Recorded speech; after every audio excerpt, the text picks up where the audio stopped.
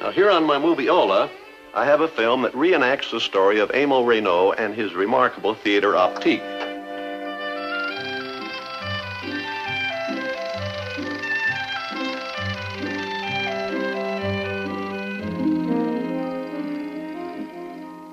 Reynaud was a painter of lantern slides who lived in a small apartment in Paris in the year 1877.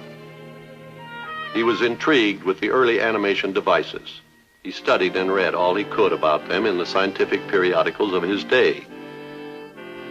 Finally, he invented a machine of his own called the Praxinoscope, which borrowed the interchangeable action strips from the zoetrope. But he replaced the slits on the zoetrope with mirrors set edge to edge around a revolving center. Each individual picture on the outer rim is reflected on one of the mirrors. And here, with the charm that still enchants and delights us today, the images glide and flow along with a mysterious life of their own. Still, Reynaud wasn't satisfied. Soon he hit upon the idea of drawing his pictures on strips of black paper. This enabled him to combine a background on a separate card with the action drawings.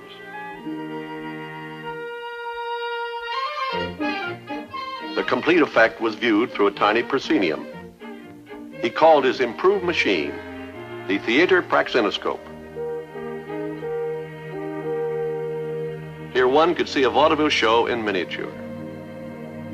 Just a simple change of scenery, a new cast of characters, and a brand new act is ready to start. It doesn't matter that the entire performance lasts only a few seconds, or that the strip is made up of only 12 poses. It still keeps you spellbound. You want to see it again and again. But to Reynaud's mind, this still left much to be desired.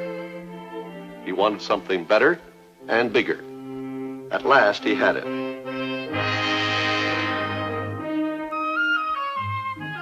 The short picture strips had been expanded to a long band containing 500 hand-painted slides drawn on transparent gelatin.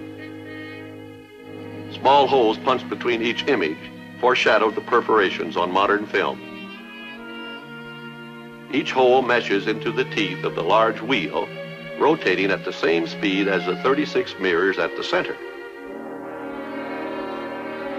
Each individual image is lighted up separately. By an interplay of mirrors and lenses, the ray of light is reflected back to a mobile mirror, which in turn projects the enlarged image onto a screen.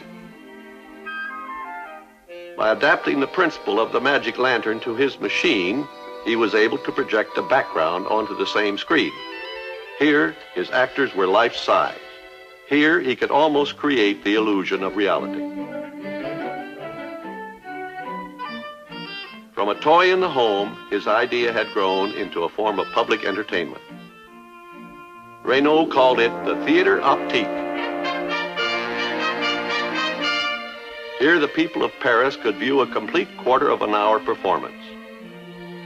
In the course of his career as a showman, he produced 7 different shows, all accompanied by appropriate mood music.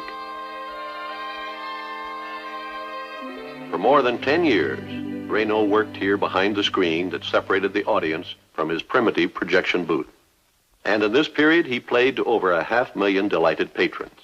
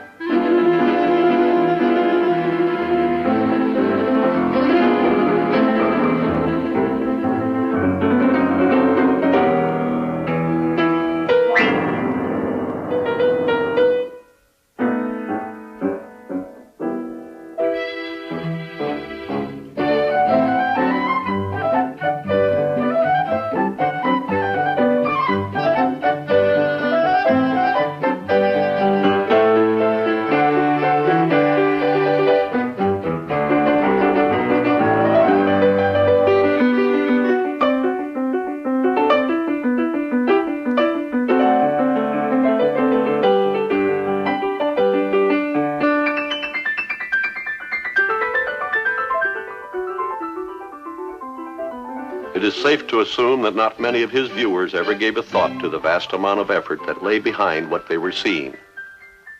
And it is quite probable that not even Reno himself had the slightest inkling of the heights toward which his first true prototype of the animated cartoon was pointing the way.